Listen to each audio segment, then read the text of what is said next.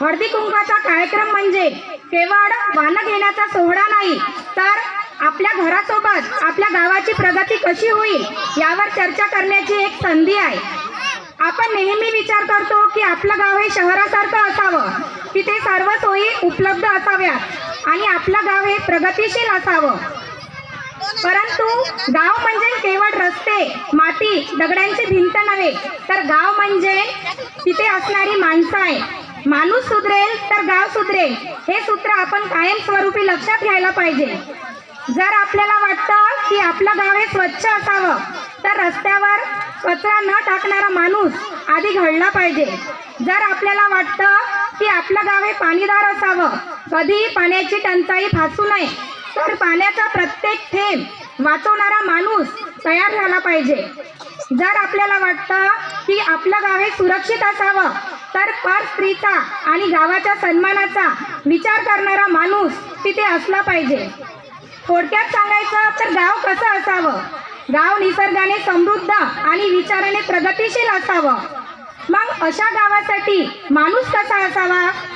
तो माणूस खऱ्या अर्थाने स्वार्थी नसून निस्वार्थी असावा, ज्याच्या मनात आधी माझं गाव नंतर माझं घर आणि तो शिस्तीचे पालन करणारा आणि गावाच्या हितासाठी ठामपणे उभा राहणारा माणूस खऱ्या अर्थाने आपलं गाव बदलू शकतो। तुकडोजी महाराजांचे विचार आजही आपल्या मनामध्ये आहे। तुकडोजी महाराजांनी आपल्या भजनामध्ये खूप सुंदर संदेश दिला आहे।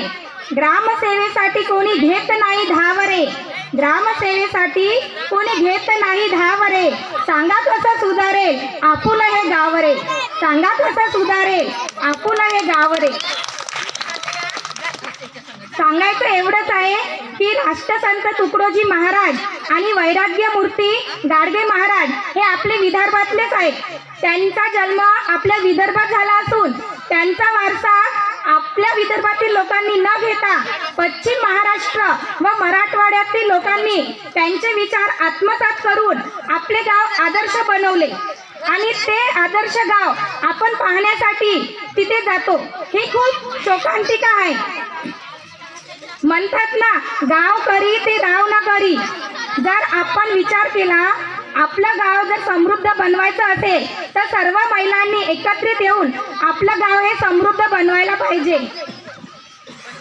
आज आपल्याला मुख्यमंत्री समृद्ध पंचायत राज अभियानामुळे आपल्या गावाचा विकास करण्याची आणि आपलं गाव समृद्ध बनवण्याची आपल्याला सुवर्ण संधी मिळाली आहे। त्या संधीचं आपण सोनं केलं पाहिजे आणि आपलं गाव हे समृद्ध बनवलं पाहिजे। आज आपण इथे हळदी कुंकवाच्या कार्यक्रमानिमित्त उपस्थित राहिले, त्यांचे मी खूप मनापासून आभार मानते आणि माझ्या शब्दांना पूर्णविराम देते।